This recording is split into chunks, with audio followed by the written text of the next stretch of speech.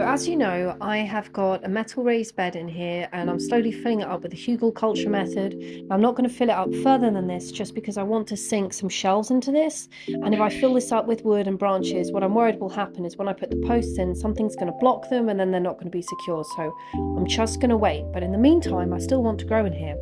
So what I have is some hay bales. Now my children had these hay bales for a swimming pool that I made them, but the tarp that I was using broke. And we're not going to be replacing the tarp anytime soon, so I don't want to waste these. So what I'm going to be doing is growing tomatoes in. What I also like about this is it also helps give me an idea of what it would be like if I had raised beds which only came out this far. I don't want to bring them out all the way to there, because if you do, that's leaning out quite a bit, and if you're doing it a lot, it really does your back in. So if I have these nice and narrow, it means that in the winter I can still grow potatoes during the winter. So I'd have the buckets in the middle, so I need to make sure that I'll have space either side to walk down, and I think I will, but having the hay bales here gives me time to test that out. Anyway, back to the tomatoes. This is dead simple. I didn't even grow this from seedlings. This is just a sucker that I took off one of the main plants. I'll show you how to do that.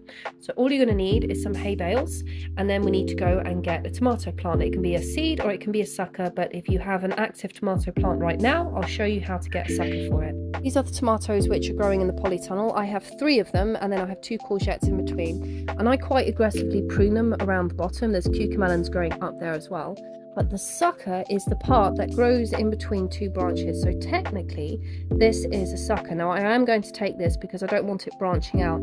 This is one of the reasons why they say to pinch out the suckers, because otherwise there's a sucker here, and then this is going to produce a sucker, and then that is going to produce a sucker, and before you know it, the whole plant goes and just flops all over, and it's a nightmare to keep up. And then the leaves get too dense and things get diseased. So this is why people tell you to pinch out the suckers.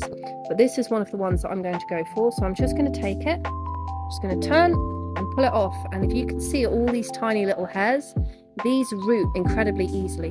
So that makes it perfect. Now I'm going to take this leaf off because I need as much of this main stem to go into the hay as possible. And I think I'll leave the top too. So now we're going to go and stick this in the hay.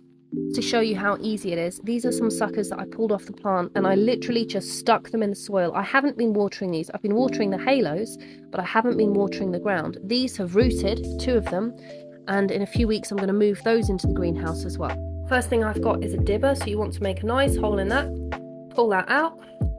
Then you're going to take your piece of tomato plant, you're going to pop that in as deep as you can, and then you want to add a tiny bit of compost. Try to really wiggle that compost in there so that it's properly touching the roots. It's not absolutely necessary, but it makes it a lot easier for the hay bales to retain water and for this to grow better. Water it and